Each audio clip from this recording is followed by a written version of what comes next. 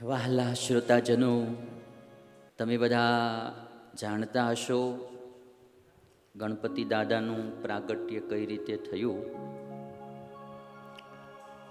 બહુ સંક્ષિપ્તમાં કથા તમને થોડી ગણપતિ દાદાની સંભળાવું. કેટલા તમને શ્રોતાજનોને ખબર છે ગણપતિ દાદા કઈ રીતે પ્રગટ્યા? ઊંચી આંગળી કરો જે ખબર હોય. હે, થોડું થોડું, લગભગ કોઈને યાદ નથી, થોડું થોડું યાદ છે બધાને. તો હું થોડીક સંક્ષેપમાં તમને આજે કથા સંભળાવું. ભાદરવા સુદ ચોથ એ ગણપતિ દાદાનો આમ તો પ્રાગટ્ય દિન ગણાય. હવે એમાં થયેલું એવું કે શંકર દાદાને તો ઘણા બધા ગણ હતા, એટલે એમાં નંદીશ્વરને પાર્વતીની પાસે રાખેલા શંકર દાદાએ. તો પાર્વતીજી સ્નાન કરતા હતા અને નંદીશ્વરને બહાર બેસાડેલા, અને શંકર દાદા આવ્યા. તો નંદીશ્વરે કીધું કે ભાઈ માતાજી સ્નાન કરે છે એમ. તો શંકર દાદા તો નંદીશ્વરને તો કે ભાઈ તો મારે જવું છે, એટલે જવા દીધા. એટલે શંકર દાદા ગયા. પાર્વતીને એમ થયું કે કોકના ગણ હોય એ માળા એનું કયું જ કરે, આપણું કયું ન કરે. આપણે એને કીધું હતું કે ભાઈ કોઈ નહીં આવવા દેવાના અંદર, તો એને આવવા દીધા. એટલે એ ઘરના પારકા એ પારકા. એટલે આપણો બી કોઈ એક ગણ હોવો જોઈએ કે જે ટોટલી આપણું જ માને, એમ બીજા કોઈનું માને જ નહીં. આપણે કીધું એટલે એમાં પછી ફેરફાર કાંઈ થાય જ નહીં, એવો એક ગણ આપણો હોવો જોઈએ. એટલે પછી પાર્વતીએ પોતાની શક્તિ દ્વારા એક પુરુષનું નિર્માણ કર્યું. આજે ગણપતિ દાદા છે ને એનું પ્રાગટ્ય એ રીતે થયું. પાર્વતીએ પોતાની શક્તિ દ્વારા એક પુરુષનું નિર્માણ કર્યું અને એ ગણપતિ દાદા થયા. શિવપુરાણમાં આ કથા લખાણી. મદિય સેવક કશ્ચિત ભવેત શુભતર કૃતિ. મદિય સેવક કશ્ચિત, કશ્ચિત મદિય સેવક ભવેત. મારો પણ કોઈક સેવક હોવો જોઈએ એમ. એટલે અટાણે કેમ તમે એક ગાડી રાખતા હોય, એક તમારા પત્ની સ્કૂટી બૂટી રાખતા હોય, એમાં સેવકોનું પહેલેથી વિભાજન આવેલું આવે છે. ભાઈ આપણો એક પ્રાઇવેટ કોઈ સેવક હોવો જોઈએ. મદિય સેવક કશ્ચિત ભવેત શુભતર કૃતિ. મદાજ્ઞયા પરમ નાન્ય રેખા માત્રમ ચલેદિહ. મદિયાજ્ઞયા પરમ નાન્ય, મારી આજ્ઞા વિના એક રેખા માત્ર ન હલે એવો મારો એક સેવક હોવો જોઈએ. મારી આજ્ઞા વિના એક રેખા માત્ર, મદિયાજ્ઞયા પરમ નાન્યત રેખા માત્રમ ચલેદિહ, આવો એક સેવક મારો હોવો જોઈએ. વિચાર્યેતિ ચ સા દેવી વપુષોમલ સંભવમ પુરુષમ નિર્મમો સાતો સર્વલક્ષણ સંયુતમ. આટલું વિચારી અને પાર્વતી દેવીએ પોતાના શરીરમાંથી એક પુરુષની ઉત્પત્તિ કરી. અને પુરુષ કેવા હતા તો કે સર્વલક્ષણ સંયુતમ, બધા સદલક્ષણોથી યુક્ત એવા પુરુષનું નિર્માણ કર્યું. અને એ પુરુષ એટલે આપણા ગણપતિ દાદા. બોલો ગણપતિ દાદાની જય, વિઘ્ન વિનાયક દેવની જય. આવી રીતે ગણપતિ દાદાની ઉત્પત્તિ થઈ. પછી ગણપતિ દાદાને પાર્વતીએ દ્વારપાલ તરીકે બહાર બેહાડ્યા. અને એમાં શંકર દાદા પાછા આવ્યા. એટલે ગણપતિ દાદાએ રોક્યા કે ભાઈ હવે અંદર નહીં જવાય. અને હવે તો આ સેવક તો પાર્વતીના એકદમ પોતાના પર્સનલ સેવક, અને એમાં રેખા માત્ર ન હલે આજ્ઞા થઈ. એટલે શંકર દાદાએ ઘણો આગ્રહ કર્યો, પણ ગણપતિ દાદાએ ન જવા દીધા. પછી તો શંકર દાદાના જે ગણ હતા એને જરાક દુઃખ લાગ્યું કે ભાઈ આ અમારા સ્વામીને આમ અપમાન કરે. અને આજે તો નવા નવા ગણ કહેવાય ને ગણપતિ દાદા, તો ઓલા તો જૂના બધા. એટલે ગણપતિ દાદાને શિવ ગણને યુદ્ધ થયું. બે જણા. એટલે પછી શંકર દાદાને એમ થયું કે મારો આ તો ઘરે ને ઘરે ડખો થયો, બહારનો ડખો આપણે શાંત કરીએ કે બાલસમી, પણ ઘરનો ડખો આપણાથી શાંત ન થાય, એ બહાર જ જવું પડે. તમે જોજો ઘણી વખત તમે બહાર કેટલાયના ઘરે હમ્પ કરાવ્યો હોય, કેટલાય ભાઈઓને અબોલા હોય ને બોલતા કરાવ્યા હોય, કુસમ થયો હોય તેને હમ્પ કરાવ્યો હોય, પણ તમારી ઘરે પાછો જ્યારે કુસમ થાય ત્યારે તમારાથી હરખું ન થાય, એ તમારે બહાર બીજા પાસે જ જવું પડે. આ ડૉક્ટરો હોય એ કેટલા પેશન્ટોને હાજા કરતા હોય, પણ એ જ્યારે માંદા પડે એટલે લગભગ એ બીજા ડૉક્ટર પાસે જ જાય. એ પછી પોતાની રીતે દવા ન કરી લે, હાલો ભાઈ ટેબ્લેટ લઈ લો આવડ્યા સારું થઈ જશે. મેં એક ડૉક્ટરને પૂછ્યું, મેં કીધું તમને બધું ખબર હોય તો તમે બીજા પાસે શું કરવા જાઓ? તો કે એ ત્યાં જ કોન્ફિડન્સ રહે કે અહીંયા સારું થઈ જાય. પોતાનો એને એટલો અનુભવ ન હોય કે આપણે તો ઓલું અઠે ગઠે કરીશી, બીજે રિસ્ક લઈ બરાબર, પણ પોતાની ઉપર ક્યાં રિસ્ક લેવું એમ.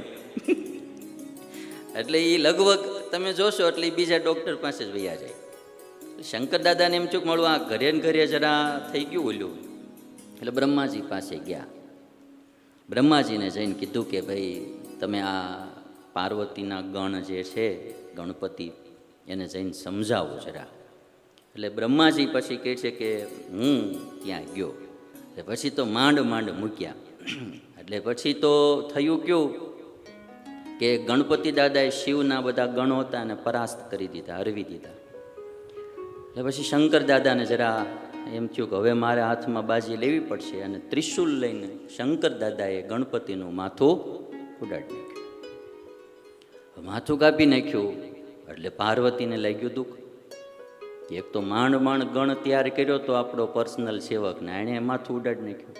અને પછી જે પાર્વતીએ દિવ્ય શક્તિ ઉત્પન્ન કરી અને એનાથી દેવ સેના જે કાંઈ હતી એને બધાને સંહાર મળ્યા કરવા, અને ત્યારે પછી પાર્વતીને શાંત કરવા માટે શંકર દાદાએ બધા દેવોને એમ કીધું કે તમે ઉત્તર દિશા તરફ જાઓ અને જે કોઈ પેલું હામું મળે એનું માથું લઈ અને આની ઉપર ચડાવો, એટલે આ છોકરો પાછો જીવતો થશે. અને એમાં પેલો હાથી મળ્યો અને હાથીનું મસ્તક લઈ અને ગણપતિ દાદા ઉપર ચડાવ્યું. એટલે જન્મથી આવા નહોતા, એમ જન્મથી આમ પછી મસ્તક ચડાવેલું. એટલે આવી રીતે ગણપતિ દાદાની આ જન્મકથા થોડી શિવ પુરાણમાં લખેલી. અને પછી ગણપતિ દાદા ઉપર મસ્તક ચડાવ્યું હાથીનું, પછી બધાય દેવતાઓએ ગણપતિ દાદાને આશીર્વાદ આપ્યો, વરદાન આપ્યું. શું વરદાન આપ્યું? એ તત્પૂજામ પુરા કૃત્વા પશ્ચાત પૂજ્યા વયમ નરેહી વયમ ચ પૂજિતા સર્વે નાયમ ચા પૂજિતો યદા. બધાય દેવતાઓએ એટલું કીધું કે એ તત્ પૂજામ પુરા કૃત્વા, આની પૂજા સૌથી પહેલા કરવી. એ તત્ પૂજામ પુરા કૃત્વા, પુરા એટલે પહેલા. દેવતાઓ બધા કહે છે કે કોઈ પણ દેવતાનું પૂજન કરવું હોય તો સૌથી પહેલા ગણપતિનું પૂજન કરવું. એ તત્ પૂજામ પુરા કૃત્વા પશ્ચાત પૂજ્યા વયમ નરેહી. બધા દેવતાઓ કહે છે કે અમારી પૂજા પછી કરવી, પહેલાં સૌથી પહેલાં ગણપતિની પૂજા કરવી. વયમ ચ પૂજિતા સર્વે ન અયમ ચ અપૂજિતો યદા. જો આની પૂજા ન થાય તો અમારી પૂજા થાય જ નહીં. જો ગણપતિને ન પૂજો તો પછી અમારી પૂજા ગમે એટલી કરો તો એ ન પૂજ્યા સમાન છે. એટલે સૌથી પહેલાં ગણપતિની પૂજા કરવી. એટલે આપણી હિન્દુ સંસ્કૃતિમાં કોઈ પણ વિષ્ણુ યાગ હોય કે રુદ્ર યાગ હોય કે વિવાહ વિધિ હોય કે કોઈ પણ વિધિ હોય, એટલે એમાં સૌથી પહેલું ગણપતિનું પૂજન થાય. ગણપતિનું પૂજન થાય પછી જ બીજા બધા દેવતાઓનું પૂજન થાય. આપણે મહાપૂજાઓમાં બી સ્વામિનારાયણ સંપ્રદાયમાં જે મહાપૂજાનું પ્રવર્તન ગોપાળાનંદ સ્વામીએ, બાલમુકુંદ સ્વામીએ કર્યું, તો એમાં બી સૌથી પહેલું પૂજન ગણપતિનું પૂજન આવે. એટલે આ બધા દેવતાઓએ વરદાન આપેલું કે તમારું પૂજન પહેલાં થશે. હવે શિવજીએ પછી એવું કીધું કે વિઘ્નોને નષ્ટ કરવામાં તમારું નામ સર્વશ્રેષ્ઠ થશે. વિઘ્નોને નષ્ટ કરવામાં તમારું નામ સર્વશ્રેષ્ઠ થશે. ત્યારથી એને વિઘ્ન વિનાયક, વિનાયકનો અર્થ તો એવો થાય કે લગભગ ઘણાને એવી ખ્યાલ ન હોય, નાયક એટલે તો જે નેતૃત્વ કરનારા હોય એને નાયક કહેવાય. વિનાયક એટલે વિશિષ્ટ નાયક, વિશેષ પ્રકારનું નેતૃત્વ કરનારા એને વિનાયક કહેવાય. વિઘ્ન વિનાયક એટલે વિઘ્નોના નેતા, વિઘ્નોનું નેતૃત્વ કરનારા. એટલે વિઘ્નોનું નેતૃત્વ ગણપતિ દાદાના હાથમાં છે. જે ખાતું જેના હાથમાં હોય એને પ્રાર્થના કરે તો એ એમાં ઓછું વધુ કરે, કારણ કે ખાતું જ આખું એના હાથમાં, વિઘ્નોનું ખાતું એના હાથમાં. એટલે એ ઓછું કરે, દૂર કરે, ન આવવા દે, આ બધું કરે. એટલે આપણે બોલીએ વિઘ્ન વિનાયક દેવની જય. વિઘ્નેશ્વર, વિઘ્નોના ઈશ્વર છે, વિઘ્નના ઈશ્વર, વિઘ્નેશ્વર, વિઘ્નેશ, વિઘ્નેશ્વર એમ કહીએ. વિઘ્નેશ્વર એટલે વિઘ્નના ઈશ્વર છે, વિઘ્નો ઉપર એનું આધિપત્ય છે. એટલે એ ધારે તો એમાં ઓછું વધુ કરે, એટલે એનું વિઘ્નેશ્વર નામ પડ્યું. આ બધી કથા બાલસ્વામી વિઘ્ન વિનાયકના દિવસે તમે બી ઓછી સાંભળી હોય એટલે તમને બધાને સંભળાવી. અને પછી પ્રશ્ન આવ્યો થોડાક દિવસમાં, કાર્તિકેય મોટા થઈ ગયા, ગણપતિ મોટા થઈ ગયા, વિવાહનો પ્રશ્ન આવ્યો. એટલે પાર્વતી અને શંકર બે બેઠા હતા એક દિવસને, વિચાર કર્યો કે હવે આપણે છોકરાઓને ઘરે બહારે કરી દેવા જોઈએ. તો કહે છે કઈ રીતે કરશું? તો બે છોકરાઓને બોલાવ્યા, કાર્તિકેય ગણપતિને, અને એમ કીધું કે જે પહેલાં પૃથ્વીને પરિક્રમા કરીને આવશે એના વિવાહ પહેલાં થશે. જે પહેલાં પૃથ્વીને પરિક્રમા કરીને આવે એના વિવાહ પહેલાં થશે. કાર્તિકેય તો શીઘ્ર એકદમ તૈયારી કરી અને પરિક્રમા કરવા માટે ઉપડી ગયા. ગણપતિ દાદાએ વિચાર કર્યું કે આ કામ આપણાથી થાય નહીં, આખી પૃથ્વીની પરિક્રમા કરવી આ બધું ભારે પડશે. કાર્તિકેયને વાહન તો મોર એટલે ઉડીએ જાય, અને ગણપતિ દાદાનું વાહન ઊંધડો, હવે એ કાંઈ લાંબુ હાલીએ કે નહીં, ગમે એટલું લીવર દે પણ મારી ગાડી ઉપડે જ નહીં, શું કરો તમે? એમ પિકઅપ જ ન આવે એટલું બધું આમ જોઈએ એવું. એટલે પછી દાદાને એમ થયું કે ભાઈ આ આપણાથી કાંઈ વહેલી પરિક્રમા થાય નહીં. એટલે ગણપતિ દાદાએ શું કર્યું? માતા પિતા શંકર અને પાર્વતી એનું પૂજન કર્યું. માતા પિતાનું પૂજન કરી 7 વાર પ્રણામ કર્યા અને પરિક્રમા કરી ગણપતિ દાદાએ. અને માતા પિતાનું પૂજન કરી, પ્રણામ કરી અને પરિક્રમા કરી, અને પછી શંકર પાર્વતી પાસે આવીને કહે છે મારા લગ્ન કરી દો હવે, હાલો કે એમ ગણપતિ દાદા કે. તે શંકર પાર્વતી કે પણ પૃથ્વીની પરિક્રમા તો કરી આવે પહેલાં, એ કે તું એમ.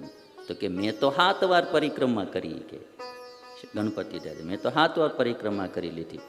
અને પછી જે ગણપતિ દાદા બોલ્યા એ બહુ ગ્રહસ્થો બધાએ સમજવા જેવું છે ને સાંભળવા જેવું છે.